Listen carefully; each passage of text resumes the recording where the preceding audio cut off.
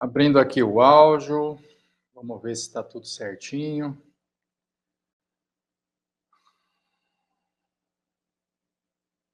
Agradeço os irmãos aqui pela companhia, todos que já estão sintonizados. Vamos ver aqui. Agradeço os irmãos aqui pela... Opa, beleza. Então, estamos aí com imagem, com vídeo, tudo certinho, acredito, para a nossa... Hoje, o nosso encontro de número 38, e vamos falar sobre o habeas corpus, né? Mais um dia que nós estamos falando do habeas corpus. Essa semana foi a semana do habeas corpus, né? Então, eu estou passando para você, né, um conhecimento sobre o que é esse direito fundamental previsto na Constituição e nos tratados de direitos humanos do Brasil para a revisão de ordens de prisão, chamado habeas corpus, né? Quero agradecer a presença do pastor Eugênio, lá de Curitiba, está enviando aqui a saudação. Quero agradecer a irmã Marli Moura, né? Ela é de Cerro Azul. Irmã Marli, obrigado por colocar o link do programa ali, tá? No grupo Orai Sem Cessar, né? Eu vi que a irmã compartilhou ali a nossa live de hoje. Muito obrigado. A Ana Maria também compartilhou no grupo da Igreja de Rio Preto. Eu agradeço porque eu preciso de ajuda aqui, né? Vocês sabem que a gente... eu conto aqui com a ajuda da Ana Lúcia nas transmissões, mas a gente tem que, muitas vezes, fica uma coisa ou outra para trás, a gente não consegue fazer tudo. Então, agradeço a iniciativa da irmã Marli de postar ali no grupo do grupo de oração da Igreja Orai Sem Cessar, e da irmã Ana Maria, que também postou no grupo da Igreja. Agradeço por compartilharem aí a nossa live. A Ana Maria está dizendo aqui, Pai seja convosco, irmãos, Deus abençoe o Brasil. Então, agradeço, né? Então, já estamos aqui em 2 estados, né? Paraná e São Paulo, já aqui participando. A irmã Valdete é de Campinas, também enviando saudação, aqui em Campinas, também São Paulo. Nosso irmão Ivo Reis, também Paraná, Pai seja com todos os irmãos, muito obrigado. A Ocilene é do Pará, então são 3 estados agora, né? Paraná, São Paulo e Pará, aqui representados. A irmã Inês é de Curitiba também, Paraná. Ela está dizendo aqui, Pai seja convosco, irmãos. Amém, muito obrigado pela participação. O pastor Eugênio, não entendi, pastor, aqui o seu recado, acho que está meio cortado. Aqui a irmã, acho que eu ia colocar alguma coisa aí, não deu certo o seu comentário. E a irmã Nilza Ferreira, também enviando saudação. A irmã Nilza, ela é aqui de Rio Preto, né? Então, muito obrigado, Nilza, também pela participação, também em São Paulo. Então, nós estamos hoje, irmãos, em 3 estados aqui representados, né? Pará, Paraná e São Paulo.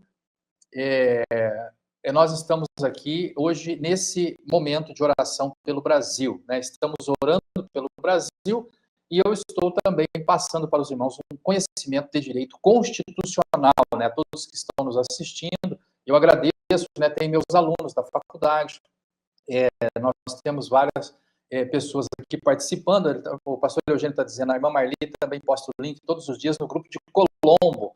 Muito obrigado, irmã Marli, né? Eu agradeço mesmo. Né, esse grupo eu nem participo, então, assim, agradeço pela irmã divulgar o trabalho, e no grupo que eu estou, quando a irmã posta, está me ajudando, né, porque eu, quando vejo, eu estou fazendo o programa e não postei o link para os irmãos acompanharem. Muito bem, então vou pedir de novo para você que está no YouTube, né, para curtir o vídeo, para se inscrever no canal. Se você está no X, para seguir o meu perfil, né, então no Facebook. Então, nós estamos transmitindo por várias plataformas, e você escolha a que é melhor para você e siga, compartilhe, né? Eu agradeço se você der o joinha aí também no YouTube. O algoritmo aí acaba indicando esse vídeo para outras pessoas que também queiram participar da oração pelo Brasil. É uma forma de você divulgar a nossa campanha. Irmãos, na semana que vem eu começo uma divulgação aí da nossa campanha de oração. Ore ao meio-dia pelo Brasil, tá? Nós já chegaram aqui os folhetos, o material que a gente vai divulgar aqui em São José do Rio Preto, e eu vou oferecer também aos irmãos, se os irmãos puderem contribuir conosco na divulgação, eu vou enviar para a sua casa os folhetos pelo correio, tá? A partir da semana que vem, nós estaremos nessa fase aí da divulgação da campanha, para que você possa entregar esse folheto para um amigo, para uma pessoa no seu comércio, onde você tiver aí a possibilidade de você compartilhar este trabalho, né, que é de orar pelo Brasil, esta campanha que é de orar pelo Brasil todos os dias ao meio-dia, tá? Nós estaremos aqui orando pelo Brasil, pedindo que Deus abençoe a nossa nação. Muito bom, irmãos. E hoje nós estamos finalizando a semana do habeas corpus, né? Eu passei para vocês vários detalhes aí do habeas corpus. Hoje eu só vou dar uma revisada geral aqui e passar uma informação para vocês de como está o pedido de habeas corpus que eu protocolei na Suprema Corte do Brasil, pedindo aí a anulação dos inquéritos, né, que estão tramitando lá no Supremo Tribunal Federal, e que, no meu entendimento, são inquéritos que não deveriam estar tramitando, que são inquéritos que não deveriam ter sido abertos, não deveriam ter sido entregues à relatoria sem sorteio, não deveriam estar investigando contra a vontade do Ministério Público, não deveriam estar determinando prisões e investigando fatos, que isso não é função do juiz e não é função da Suprema Corte. Então, eu entendo que esses processos, cada uma dessas situações envolvidas nos inquéritos, deveriam ser redistribuídas para a primeira instância. Esse é o pedido do habeas corpus que eu ingressei na Suprema Corte do Brasil e que está sendo julgado hoje. É o último dia de julgamento, né? Os ministros estão postando os seus votos ali, é uma sessão virtual, eles estão postando os seus votos e, conforme a votação que eles tiverem, né, será concedido ou não esse habeas corpus, né? Então, será recebido ou não, admitido ou não, esta ação de habeas corpus que eu protocolei na Suprema Corte. Muito bem, chegou aqui também a irmã Maria José, lá de Colombo, também do Paraná. Continuamos, então, em 3 estados hoje, aqui na nossa campanha de oração Paraná, São Paulo e Pará. Muito bem, irmãos, então vamos lá. Estamos aqui hoje, então, trabalhando essa questão do habeas corpus, né? Então, eu vou propor aqui para você uma revisão de tudo que nós falamos do habeas corpus durante essa semana, né? Esse, irmão, é um material meu, é um livro que eu escrevi, chama-se Meu Primeiro Habeas Corpus, tá? Então, esse livro é um livro que eu presenteio os meus alunos de Direito Constitucional. Quando eu estou dando a matéria de Direito Constitucional para os alunos, eu entrego este material para eles, chama-se Meu Primeiro Habeas Corpus. Eu vou hoje passar por todo o material aqui, mostrando para vocês como que é o livro. É um livro que eu entrego aos alunos do curso de Direito Constitucional, tá? E vou entregar para vocês também. Hoje eu não consegui colocar o link aqui na descrição, mas eu vou colocar na semana que vem, tá? O linkzinho para você baixar esse livro gratuitamente, tá? Meu Primeiro Habeas Corpus. Este livro, irmãos, Meu Primeiro Habeas Corpus, o que acontece com ele? Ele vai mostrar o que é essa ferramenta, né? Então, primeiro apresenta aqui, falando sobre o meu trabalho, né? Sou advogado, sou desde 95, sou professor de Direito Constitucional, atuo na Universidade Anhanguera, já atuei em outras instituições, hoje estou na Universidade Anhanguera há 7 anos como professor, e então está aí o meu primeiro habeas corpus. Então, no e-book aqui eu vou dizendo, né, quais são, o que é que a pessoa pode esperar desse e-book, ela vai conhecer mais aí desse tema, né, também vai desmistificar toda essa questão do processo, como que funciona o habeas corpus, e tem aqui os capítulos que começam com a história e o conceito, o capítulo 2, o procedimento, né, como funciona o processo, o capítulo 3, o julgamento, e o capítulo 4, um modelo na prática, tá? Então, é bem simplesinho, é um material, assim, para os alunos que estão nos primeiros semestres da faculdade, estão entrando na introdução do direito constitucional, e eu mostro para eles que o habeas corpus é o auge, é o máximo do acesso à justiça, tá? O habeas corpus é o auge do acesso à justiça. Por quê? Porque existem limitações ao acesso à justiça que muitas vezes são difíceis das pessoas transporem, né? Então, por exemplo, eu quero entrar com um processo na justiça. Primeiro problema, eu preciso contratar um advogado. né? Então, para eu entrar com um processo na justiça, eu preciso procurar um advogado que vai me representar perante o juiz, porque o advogado ele vai redigir uma peça processual, vai mencionar o texto de lei, ele já vai dizer como que aquela situação fática se enquadra no texto legal e entrega isso para o juiz pronto. Se não fosse assim, irmãos, o juiz teria que ouvir a pessoa, ficar pensando, poxa, como é que é, o que é que ele está falando? Deixa eu entender, o que ele está dizendo se encaixa onde na lei. Então, irmãos, isso seria, né, o juiz não ia fazer nada mais do que ouvir as pessoas o dia inteiro para ver como enquadrar aquela situação no texto da lei. E isso, irmãos, é bíblico, tá? Então você pode olhar, quando eu digo para vocês que a Bíblia é uma enciclopédia de história jurídica, né? Você tem muita coisa da história do direito colocada na Bíblia. Então você verá, por exemplo, quando Moisés se coloca como juiz do povo de Israel, ele não fazia outra coisa a não ser ouvir as pessoas. A pessoa vinha, sabe o que aconteceu comigo? O vizinho catou lá um frango do meu quintal. Então, irmãos, ele tinha que ouvir toda aquela história. E aí o genro, o cunhado, perdão, nossa, o genro, o cunhado, o primo, irmão, o sogro dele, né? Que era o Jetro, chegou e disse: olha, eu vou te dar um conselho, você coloca pessoas aí para te ajudar. Não tem como você ficar ouvindo o povo, de manhã até de noite você ficar ouvindo as histórias da turma. E aí, irmãos, é assim que funciona. Então, quando você vai até o juiz, ao invés de você chegar lá, ficar contando a sua história, o juiz vai ficar o dia inteiro ouvindo a história do povo, você fala através de um representante. O advogado, ele tem conhecimento técnico, ele já chega com a história pronta. Olha, esse caso aconteceu assim, se enquadra na lei dessa maneira, estou pedindo para o senhor tomar essa decisão. Facilita o trabalho do juiz. Então, a Constituição brasileira diz que o advogado é uma parte essencial à administração da justiça. Tá? O advogado é essencial à administração da justiça. Sem o advogado, o juiz vai ficar de manhã até de noite ouvindo a reclamação das pessoas, como aconteceu lá na Bíblia, a história com Moisés e Jetro, que você conhece. Muito bem, então, quando você vai ter o acesso à justiça, você precisa do advogado. O advogado vai te cobrar honorários. E aí, como é que faz? A pessoa, puxa, eu não conheço o advogado, se eu conhecer o advogado, não tenho dinheiro para pagar, se eu conheço o advogado, tenho dinheiro para pagar, eu ainda preciso reunir as provas, ver o que fazer. Então, é difícil entrar com uma ação na justiça e esse é um impedimento. Sabe o que acontece com habeas corpus? Não precisa de advogado. A própria pessoa pode entrar com o pedido.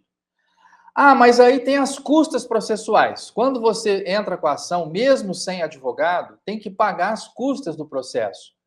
Não, o habeas corpus não está sujeito a custas processuais. Mas e se eu perder? Eu entro com o pedido de habeas corpus e perco a ação, né? Ele nega o meu pedido de habeas corpus. Eu não tenho que pagar o advogado da outra parte, a sucumbência, as custas processuais, mesmo que eu não paguei no início, quando eu perco, eu tenho que pagar depois?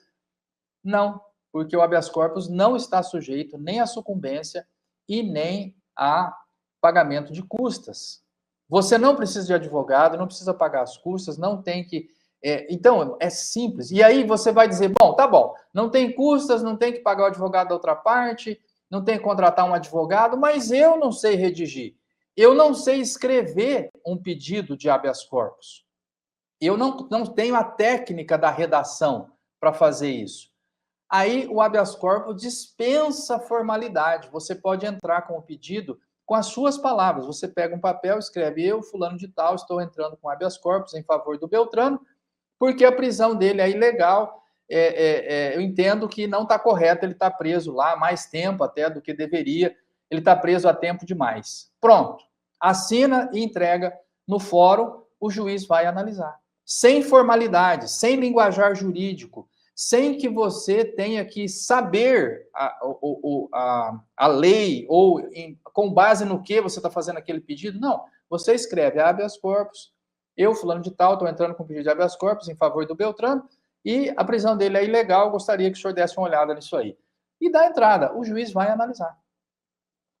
Então, veja, é o auge do acesso à justiça, é a ferramenta de maior facilidade de acesso existente no Brasil e no mundo.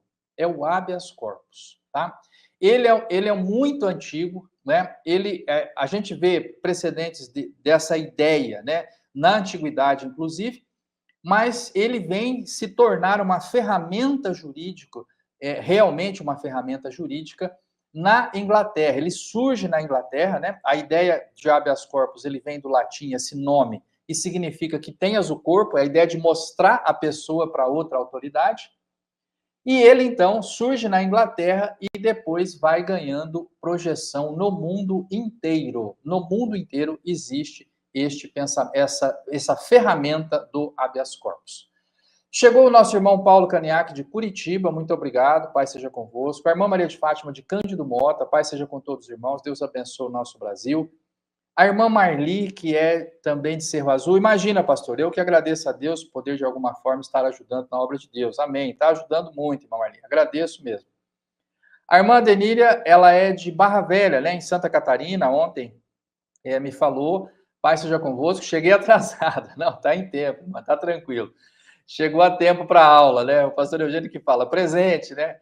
Chegou a tempo para a aula de Direito Constitucional, está tranquilo. Muito obrigado pela presença. Nós somos agora 4 estados, né? Então, Paraná, Santa Catarina, São Paulo e Pará. E chegou também o Vanderlei de Juara, Pai seja convosco. O Brasil necessita de muitas orações e jejum para voltar ao eixo. Muito bem, irmão Vanderlei. Obrigado, viu? Obrigado pela sua participação. É lá de Juara, no Mato Grosso. É hoje o 5º estado da nossa campanha de oração, né? Então, estamos hoje em Santa Catarina, Paraná, São Paulo, Pará e Mato Grosso, né? 5 estados hoje na nossa campanha de oração pelo Brasil.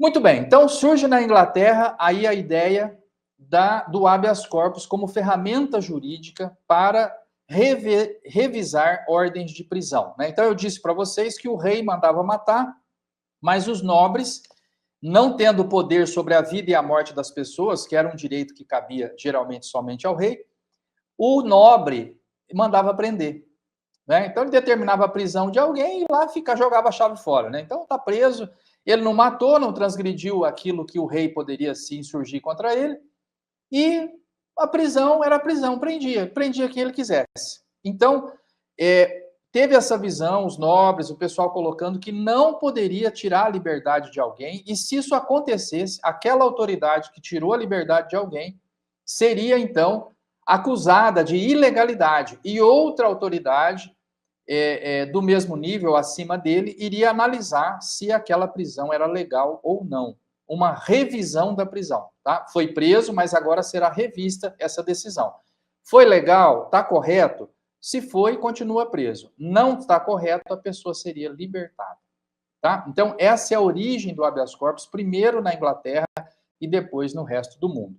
Na Constituição do Brasil, está no artigo 5º, inciso 68, conceder-se habeas corpus sempre que alguém sofrer ou se achar ameaçado de sofrer violência ou coação na sua liberdade de locomoção por ilegalidade ou abuso de poder, né? Então, o habeas corpus está previsto na Constituição Federal do Brasil, artigo 5º, inciso 68. Muito bem, também faz parte do Tratado de Direitos Humanos que o Brasil é signatário. O Brasil assinou, se comprometeu a cumprir o Tratado de Direitos Humanos chamado de Pacto de São José da Costa Rica, e esse tratado diz que todo Estado membro, né, todo país que aderir ao tratado, ele deve oferecer um recurso simples, tão simples que possa ser manejado pelo próprio preso, para revisar as ordens de prisão, né? Então, no Brasil, nós chamamos de habeas corpus. É esse o recurso simples que qualquer um pode manejar, inclusive o preso, para rever a ordem de prisão, tá? Então, aqui eu falo daquele caso que eu comentei com vocês, rapaz, durante a pandemia, um proprietário de loja não podia entrar na loja dele, ele entrou com habeas corpus e o Tribunal de São Paulo concedeu para ele o direito de ir e vir, de entrar na sua loja, de pegar o que ele queria, então, através de um habeas corpus, tá? Muito bom. E lá também no Código de Processo Penal, ele diz as hipóteses de cabimento do habeas corpus, né? Quando não houver justa causa para a prisão, quando alguém estiver preso por mais tempo do que a lei determina, quando quem ordenar a coação não tem competência para fazer aquela prisão, quando houver cessado o motivo que autorizou a prisão e ele, né, o motivo já foi e ele continua preso, Quando alguém for admitido a prestar fiança, o crime for admitido a prestar fiança, mas não foi oferecido fiança para ele, quando o processo for nulo e quando estiver extinta a punibilidade. Em todas essas 7 hipóteses, está autorizado o juiz revisor, aquele que estiver apreciando o habeas corpus, a conceder a ordem de habeas corpus e liberar a pessoa, tá? Em todas essas situações. No caso, o meu pedido é pelo inciso 6º, quando o processo for nulo, tá? Então, estou alegando a nulidade dos inquéritos, a nulidade do inquérito das fake news, a princípio, e dos próximos que foram sendo atribuídos ao mesmo relator, não é? Sem sorteio, sem que sendo fatos novos, né? Envolvendo outras pessoas e outros fatos, mesmo assim eles vão sendo atribuídos ao mesmo relator, que foi originalmente atribuído sem sorteio.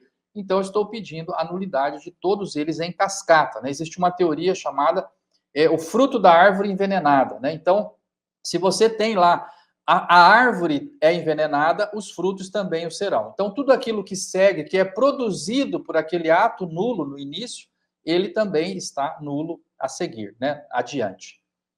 Então, chegou aqui também a Adriana Villalba, que é de Assis, aqui no interior de São Paulo, e a Maria Aparecida Ribeiro, que é de Colombo, no Paraná, né? São Paulo e Paraná de novo. E a Laide, que é também do Mato Grosso. Pai seja convosco, Deus abençoe. Amém, irmã Laide. Obrigado pela companhia, viu, irmã Cida, Adriana, todos que estão conosco, eu agradeço por estarem aqui. Muito bem, então, na prática, quando você formular o seu primeiro pedido de habeas corpus, você tem que determinar qual é a coação ilegal, né? O que é que está acontecendo, que autoriza, você tem que olhar nessa lista aqui, qual o motivo que autoriza a concessão do habeas corpus, e aí você faz o seu pedido de habeas corpus. Eu vou falar agora do procedimento. Veja, por que eu presentei os meus alunos com esse livro?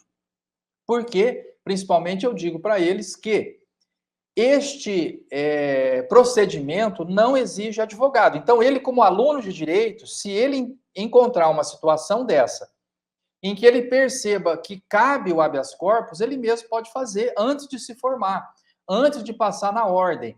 Somente sendo um cidadão brasileiro, ele pode entrar com o pedido de habeas corpus em favor de alguém, não precisa ser ele o preso. Ele viu alguém que está preso, que está restrito. Inclusive, hoje, gente, eu vi uma notícia, puxa, interessantíssima aqui, quero, eu até depois eu acho que eu vou compartilhar com vocês. Vou procurar aqui para compartilhar com vocês. A notícia é o seguinte: na China, não só eles prendem e de certa forma, né, restringem a liberdade das pessoas que são opositoras do regime comunista da China, como eles têm usado a internação em entidade psiquiátrica, hospitais psiquiátricos, como uma forma de reprimir os opositores. Então, veja, ele diz que o opositor ele está com uma doença mental, ele é declarado lá, olha, esse aqui é doença mental. Como eles já declararam, né, existem países comunistas, existem países comunistas principalmente, que declaram que o Islã é uma doença mental, né, que declara que o cristianismo é uma doença mental. Então, o que eles fazem? Eles internam essa pessoa. Então, ele fala, você está querendo seguir o Islã? Essa é uma doença. Vamos internar você na clínica psiquiátrica aqui. É uma forma de reprimir os opositores do sistema, né?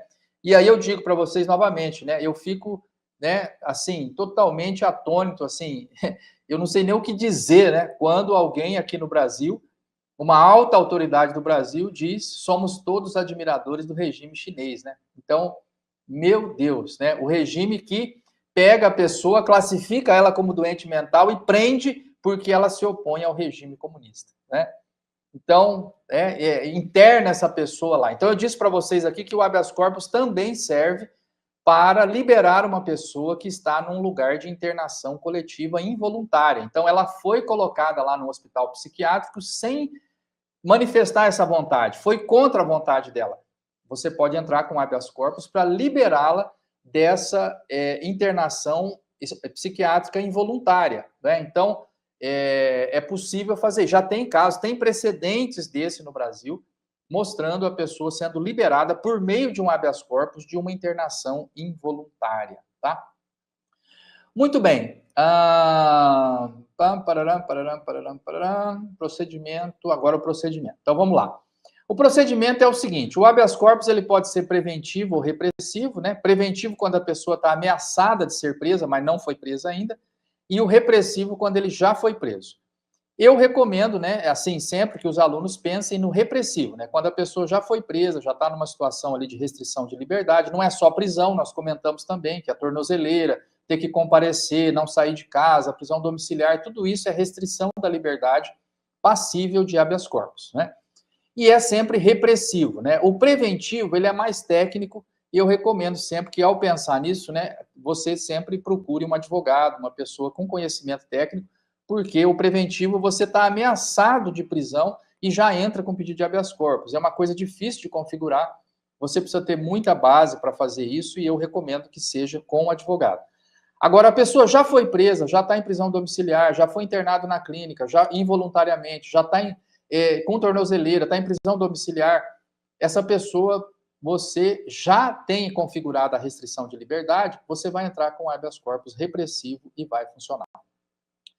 A terminologia, né? Como que se dá os nomes às pessoas que estão participando desse processo?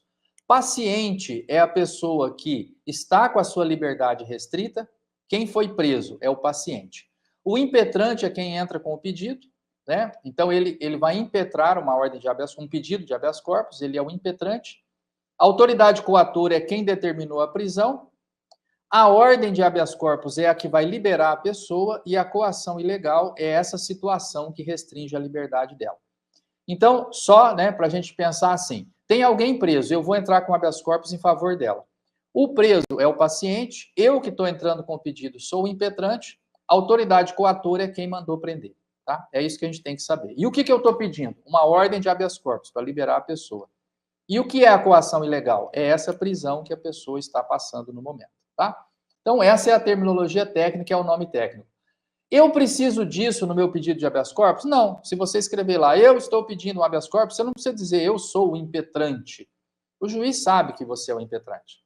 Você só tem que se identificar, colocar seu nome, RG, CPF, você dizer quem é você que está entrando com o pedido. Você não vai fazer um pedido anônimo. Mas se você se identificar, eu, João da Silva, CPF tal, morador da rua tal, cidadão brasileiro, estou ingressando com pedido de habeas corpus em favor da dona Maria, que foi presa ontem, assim, assim, tal, tal, tal, e eu acho que a prisão dela é ilegal, porque não tem justo motivo para ela estar presa, você vai dizer lá, sua cidade, São José do Rio Preto, dia 5 de setembro de 2025, entra com o pedido, assina, entra lá, o juiz vai analisar, tá? Por que eu estou dizendo esses nomes? Porque esse livro é para os estudantes de direito, eles têm que saber, eles serão advogados amanhã, então eles têm que saber o nome de cada coisa. E se você ler a minha petição de habeas corpus, também você vai ver lá, eu estou lá, impetrante, você vai falar, o que é isso, impetrante? Então eu estou te explicando aqui cada coisa, né? Os nomes que a gente usa é o nome técnico para isso, né? E a competência para julgar o caso, geralmente é do juiz do fórum aí da sua comarca, né? Em geral, a prisão é determinada pelo delegado. Em geral, o juiz da comarca tem competência para julgar esse habeas corpus, tá? Nesse momento, eu entrei com habeas corpus no Supremo, porque está escrito na Constituição que cabe ao Supremo Tribunal Federal julgar o habeas corpus de um procedimento que corre em única instância, tá? Então, esse inquérito, ele corre em única instância. Também diz a Constituição Federal que cabe ao Supremo Tribunal Federal julgar o habeas corpus quando a autoridade coatora está sujeita à jurisdição do tribunal. Então, quem é a autoridade coatora no meu pedido é o ministro Dias Toffoli, que abriu o inquérito, e o ministro Alexandre de Moraes, que conduz o inquérito. Então, na minha visão, os dois são autoridades coatoras, então cabe ao STF julgar o habeas corpus. Isso está no artigo 102, inciso 1, a linha E da Constituição Federal, tá? Então tá jóia, a competência é lá do Supremo. E aí eu coloco aqui um esqueminha de como você vai fazer essa peça. Você vai endereçar, né, para quem se dirige, ao juiz da comarca. Identificar as partes. Eu, fulano de tal, né, estou entrando com pedido em favor do outro lá, tal, tal, que foi preso pela autoridade coatora lá. Você vai apresentar ali o seu direito, qual é o que você está pedindo para fazer, né, para liberar essa pessoa, o pedido de habeas corpus. Vai juntar alguma prova que você tiver, assinar e protocolar, tá? Então, esse aqui é o roteiro para fazer um pedido técnico, tá? Para quem sabe, para quem lida com esse assunto. Mas estou dizendo para você que o habeas corpus não exige isso.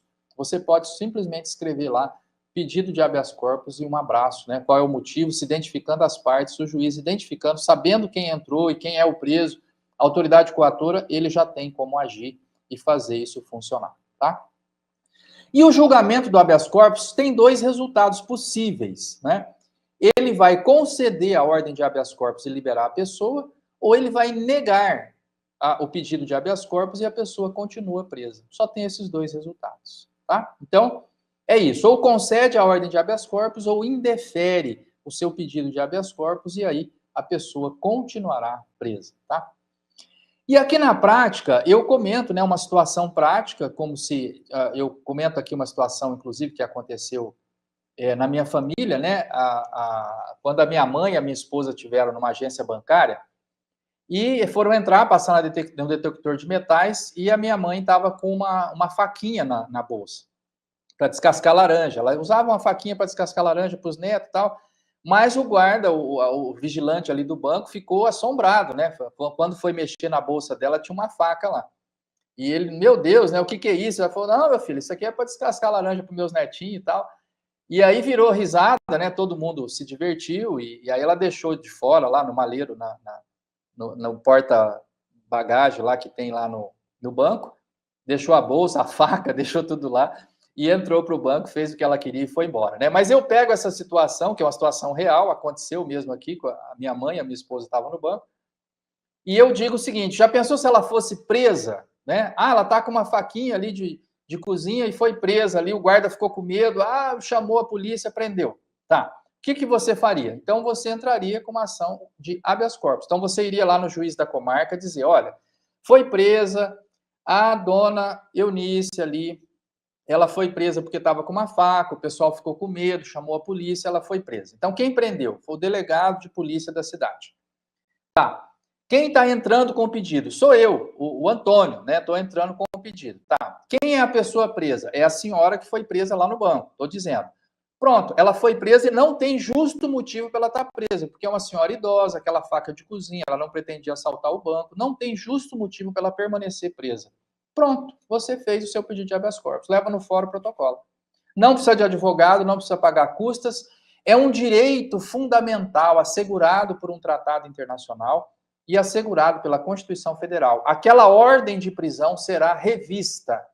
O juiz vai rever as condições da prisão, ele vai olhar de novo o que o delegado já fez, vai pedir informações para o delegado e vai dizer, olha, deixa eu ver aqui.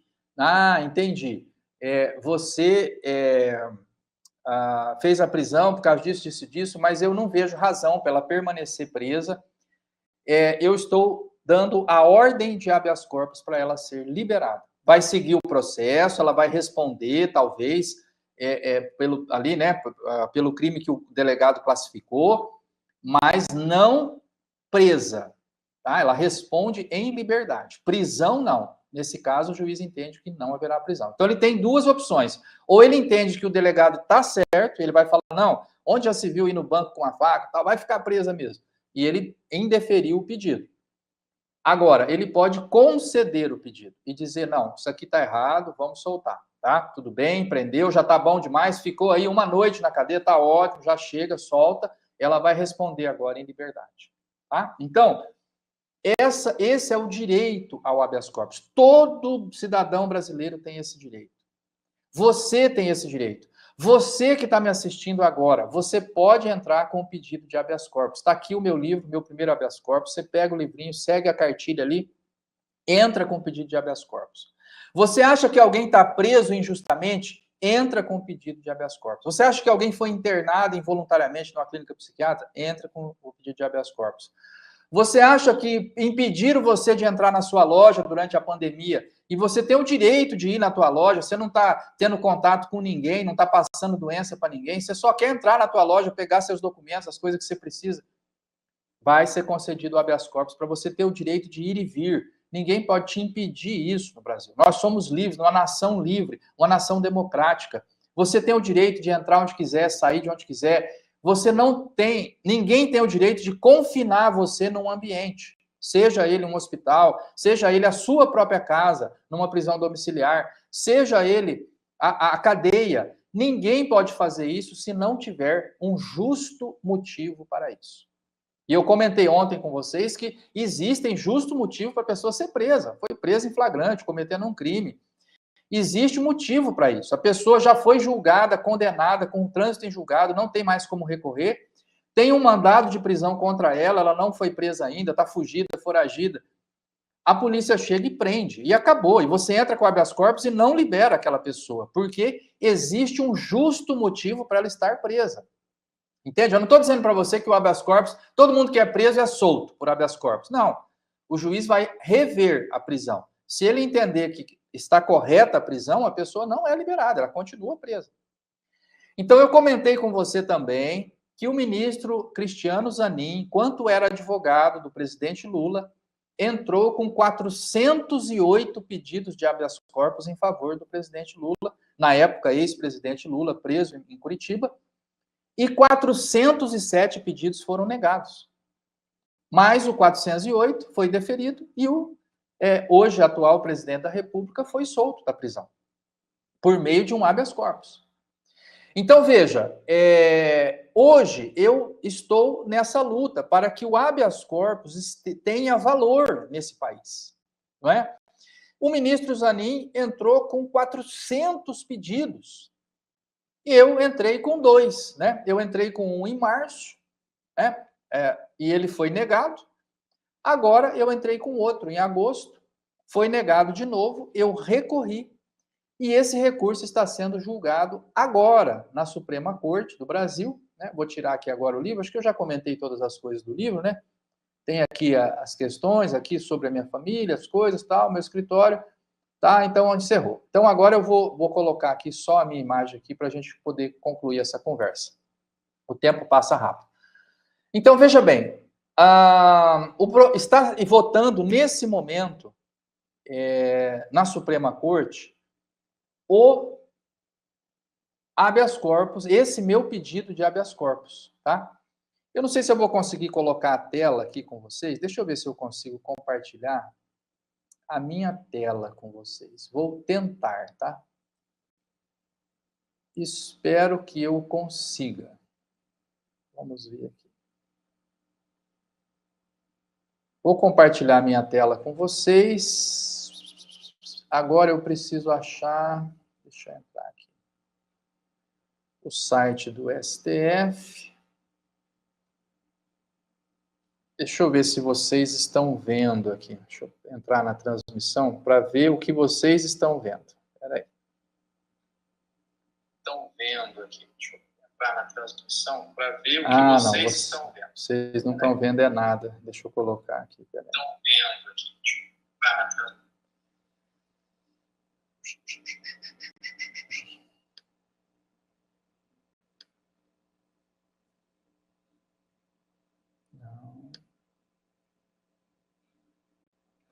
Agora sim. Deixa eu ver aqui.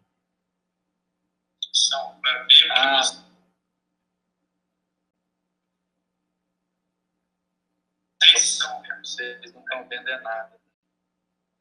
Vamos ver aqui. Eu estou tentando colocar a imagem na tela para mostrar para você como que é o site do Supremo Tribunal Federal. Deixa eu ver se vocês estão conseguindo ver. Aparecendo aí o site do Supremo Tribunal Federal, eu vou mostrar para você como pesquisar esse processo que eu estou colocando lá na Suprema Corte, tá? Deixa eu ver aqui. Não está mostrando, né?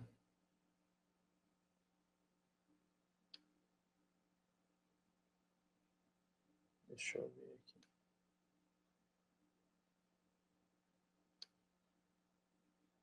Agora consegui. Tá, agora consegui. Agradeço aí a paciência, né? Tudo ao vivo aqui, então eu acho que vocês agora vão conseguir enxergar o que eu estou vendo aqui.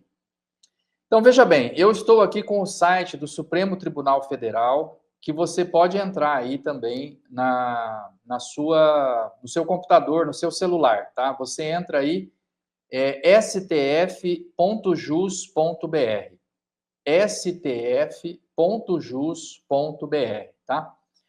Aí você tem aqui, ó, por classe e por número, essa pesquisa. Você vai entrar aqui em classe e vai escolher a classe HC. Olha aqui, ó, HC. O que é a classe HC? É habeas corpus, tá? Habeas corpus. Aí você vai entrar aqui e vai digitar 259743, que é o número do pedido de habeas corpus que eu protocolei, tá? Para você poder acompanhar. Aí você vai clicar aqui em pesquisar. Então, dentro aí do site do STF, você pode abrir no celular aí, stf.jus.br, jus de justiça, stf.jus.br. Aí você escolhe na classe HC, que é habeas corpus, e o número 259743, tá? Quando você fizer isso, você clica no botão direito ali, pesquisar.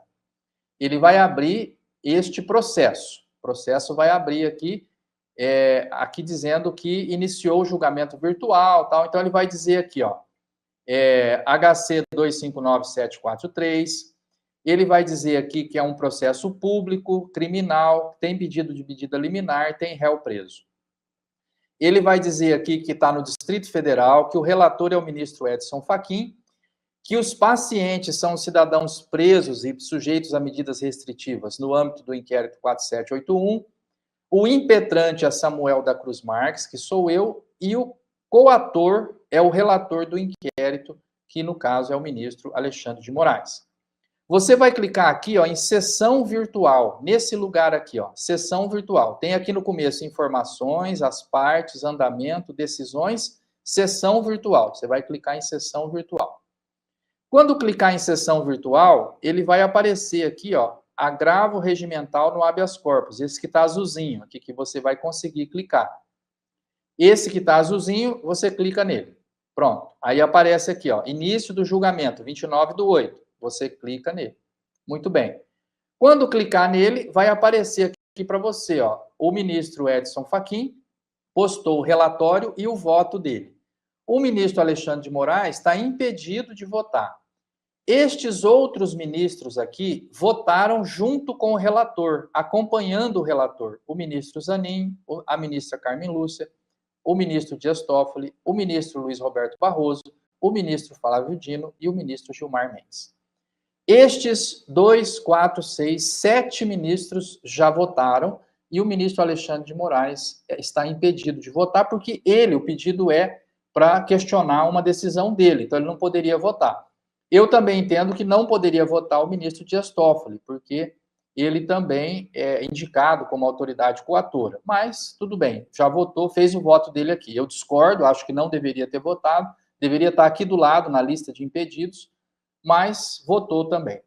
Então, nós temos aqui o ministro Fachin contra o pedido, o ministro Cristiano Zanin, a ministra Carmen Lúcia, o ministro Dias Toffoli, eu acho que não deveria ter votado, mas votou acompanhando o relator, o ministro Luiz Roberto Barroso, o ministro Flávio Dino, o ministro Gilmar Mendes. Quem falta votar? Falta votar o ministro Luiz Fux, o ministro Cássio Nunes e o ministro André Mendonça, né? Faltam ainda 3 votos, né? E nós veremos se esses 3 votos são a favor, acompanhando o relator, né? Os ministros têm 4 opções de voto. Vota acompanhando o relator, vota acompanhando o relator, mas com ressalvas, vota divergindo do relator, dizendo que é contra o que o relator disse, ou acompanhando quem divergiu do relator, tá? Então, essas são as 4 possibilidades de voto. Até o momento, todos acompanharam o relator, com exceção do ministro Alexandre de Moraes, que não vai proferir voto. Então, nós temos ainda a possibilidade de ter 3 votos favoráveis, tá? Ainda é possível. Agora eu vou parar de compartilhar a minha tela. Você já viu ali como é que é. Nós tivemos aí 3 votos favoráveis. Aliás, nós podemos ter ainda 3 votos favoráveis ao meu pedido. Tá? Então, já está a maioria formada, o meu pedido foi negado, né? Acabou, não, o meu pedido novamente foi negado, né? E eu tive a negativa do segundo pedido de habeas corpus, né? Como eu digo para vocês, o ministro Cristiano Zanin protocolou 408 em favor do ex-presidente, quando era, na época, ex-presidente Lula, né? Hoje presidente novamente. Ele protocolou 408 pedidos de habeas corpus em favor do presidente Lula. Então, eu acho que eu protocolei 2, né? Então, eu acho que ainda tem 406 para eu protocolar e para ver o direito ao habeas corpus, né? E o que eu acho, assim, curioso, né? Porque eu coloquei aqui uma manifestação, né, para os ministros. Deixa eu ver se eu consigo colocar ela aqui para vocês. A defesa oral, né, sustentação oral que eu coloquei para os ministros, né? Eu fiz uma sustentação oral dizendo para eles por que eu estava fazendo esse pedido, né? Pedindo para eles fazerem essa votação a favor do meu pedido. Mas eu vou colocar para vocês aqui o que eu disse para cada um dos ministros nessa sustentação oral, né? Deixa eu colocar aqui. Vamos ver se eu consigo pôr na tela para vocês verem, né? Na sustentação oral, eu coloquei assim, ó. Deixa eu ver se eu coloco a tela cheia aqui para vocês. Para o ministro, está muito pequeno, né? Está muito pequeno. Deixa eu ver se eu consigo aumentar. Não, não consigo. Está muito pequeno, pessoal. Acho que não vai dar para ler isso aqui, não. Eu disse para o ministro Barroso, né, que a gente, para cada um deles, eu falei uma coisa, né? Então, para o ministro Roberto Barroso, eu falei, olha, nós não podemos permitir mais um período de suspensão do habeas corpus no Brasil, né? Porque já teve outros, né? Na época de Getúlio, ou durante o AI-5, no regime militar. Falei com o ministro Gilmar Mendes, e para o ministro Cristiano Zanin, eu coloquei da seguinte maneira, né? Ministro, o senhor, como brilhantemente atuou como advogado do presidente Lula, o senhor protocolou 408 pedidos. Não é possível que a Débora não tenha direito a um pedido, né? Não é possível que outro cidadão brasileiro, né? Eu estou falando da Débora do Batom, lá que todo mundo sabe, que saiu na imprensa. Mas não é possível que aquelas pessoas presas pelo inquérito das fake news, jornalistas, pessoas que, humoristas, pessoas que, né, elas não têm direito a habeas corpus, ninguém pode rever essa prisão, esse pedido de prisão. Eles não têm esse direito. O presidente Lula teve o direito a 408 vezes. 408 vezes ele exercitou esse direito. Mas agora essas pessoas não têm direito a exercitar uma única vez, porque o que eu estou lutando aqui é para o pedido ser aceito, porque ele nem é aceito, ele é inadmitido. Não é que eles analisaram o meu pedido e falaram, não, aqui não cabe habeas corpus. Lembra que eu falei para você? O juiz tem duas coisas para fazer. Ele recebe o pedido, indefere e a pessoa continua presa, ou concede a ordem de habeas corpus, a pessoa é liberada. Nesse caso, ele não recebeu o pedido. Ele nem analisou o que eu falei. Ele diz assim, olha, conforme a súmula 606, não cabe habeas corpus quando a autoridade que autoriza a prisão é o ministro do STF. Acabou. Então, eu não estou lutando para o meu pedido ser concedido. Eu estou lutando para o meu pedido ser aceito. Ele nem é aceito. Ele chega na porta e eles mandam de volta. Nem ouve o que eu falei, não lê o que eu pedido. Não tem, não cabe, tá fora, sai fora. Entende? Então, é isso que eu não consigo admitir, é isso que eu não consigo enxergar na legislação, é isso que eu digo para vocês, que a ministra Eliana Calmon falou, não me chame mais de jurista, o direito que eu aprendi não existe mais, porque a gente fala, mas não é possível que o habeas corpus não será admitido. É um direito fundamental, é um direito humano preservado por tratado internacional, está na Constituição. A Constituição diz que o Supremo é o local competente para julgar esse habeas corpus de única instância, ou onde a autoridade coatora está sujeita à autoridade do tribunal. Então, não sei o que fazer. Sabe que a única coisa que eu sei fazer agora é entrar com o próximo, né? Então, tem mais 406, né? O irmão Vanderlei está dizendo aqui, estamos vendo sim, né? Que bom que o irmão pôde ver. E a Ana Maria está dizendo, falta 406. Então é isso, irmãos, falta 406. Eu entrei né? Agora eu ainda quero ver o voto dos outros 3 ministros, né? Eles têm prazo até hoje, meia-noite, né? 23h59 é o prazo que eles têm para votar. Eu quero ver o voto dos outros 3, porque o próximo pedido que eu fizer, eu vou juntar a opinião dos outros 3, se algum dos 3 for favorável, eu vou juntar esse voto divergente no próximo pedido, né? Então, falta 406, como disse a irmã Ana Maria aqui, dos 408, né, que o ministro Zanin protocolou e, né, ninguém perseguiu ele por isso, espero também, né, não ser perseguido, ser preso porque eu estou entrando com habeas corpus, porque isso é um direito entrar com habeas corpus, é um direito de quem está preso e é um direito do cidadão aqui, eu estou solto, de entrar com o pedido, né, eu tenho o direito de protocolar o pedido, e mesmo que ele seja negado, eu tenho o direito de entrar com outro, assim como o ministro Cristiano Zanin entrou 408 vezes em favor do presidente Lula.